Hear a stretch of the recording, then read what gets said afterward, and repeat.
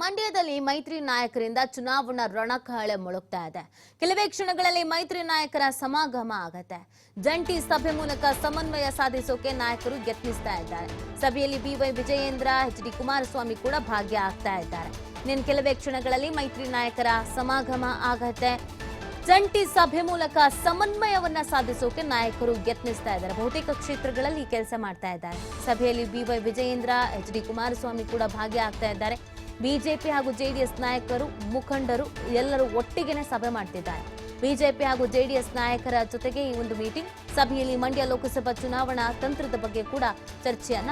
BJP ಮೈತ್ರಿ ಆಗಿರೋದ್ರಿಂದ ಕಾರ್ಯಕರ್ತರಿಗೂ ಕೂಡ ಆ ಮೈತ್ರಿಯ ಬಗ್ಗೆ ಒಂದು ಸ್ಟ್ರಾಂಗ್ ಮೆಸೇಜ್ ಪಾಸ್ ಮಾಡಬೇಕಾಗತ್ತೆ. ಒಟ್ಟಿಗೆ ಚುನಾವಣೆಯನ್ನ ಎದುರಿಸಬೇಕಾಗತ್ತೆ. ನಾವು ಒಗ್ಗಟ್ಟಾಗಿದ್ದೀವಿ, ನಮ್ಮಲ್ಲಿ ಏನು ಸಮಸ್ಯೆ ಇಲ್ಲ ಅನ್ನೋದನ್ನು ಹೇಳಬೇಕಾಗತ್ತೆ ಮತ್ತು ಅದನ್ನು ತೋರಿಸಬೇಕಾಗತ್ತೆ.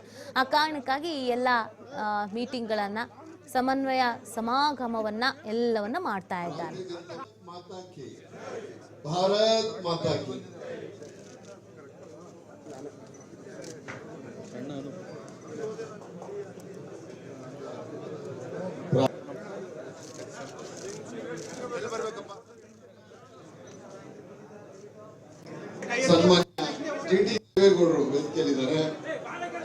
ನೋಡಿ, ಮಂಡ್ಯ ಲೋಕಸಭಾ ಚುನಾವಣಾ ತಂತ್ರದ ಬಗ್ಗೆ ಕೂಡ ಚರ್ಚೆಯನ್ನ ಮಾಡಲಾಗುತ್ತೆ. ಜೆಡಿಎಸ್ ಮತ್ತು ಬಿಜೆಪಿ ಮೈತ್ರಿ ಆಗಿರುವಂತಹ ಹಿನ್ನೆಲೆಯಲ್ಲಿ ಎಲ್ಲಾ ಕ್ಷೇತ್ರಗಳಲ್ಲೂ ಕೂಡ ಈ ತರದೊಂದು ಮೆಸೇಜ್ ಅನ್ನ ಪಾಸ್ ಮಾಡಬೇಕಾಗಿದೆ. ಕೆಲವು ಕಡೆಯಲ್ಲಿ, ಕೆಲವು ಕ್ಷೇತ್ರಗಳಲ್ಲಿ ಆ ಕ್ಷೇತ್ರವಾರು ಸ್ಥಳೀಯ ಮಟ್ಟದ ನಾಯಕರು ಮತ್ತು ಕಾರ್ಯಕರ್ತರ ನಡುವೆ ಒಂದಷ್ಟು ಅಸಮಾಧಾನ, ಗೊಂದಲ ಇದೆ. ಪ್ರಮುಖವಾಗಿ ಜೆಡಿಎಸ್ ಮತ್ತು ಬಿಜೆಪಿ ಕಾರ್ಯಕರ್ತರ ನಡುವೆಯೇ ಹೊಂದಾಣಿಕೆ ಅನ್ನೋದು ಆಗ್ತಾ ಇಲ್ಲ. ನಮ್ಮವರಿಗೆ ಟಿಕೆಟ್ ಸಿಗಬೇಕಾಗಿತ್ತು, ನಮಗೆ ಸಿಗಬೇಕಾಗಿತ್ತು, ನಾವ್ ಯಾಕೆ ಕೆಲಸ ಮಾಡಬೇಕು, ಈ ತರದೊಂದಷ್ಟು ವಿಚಾರಗಳು.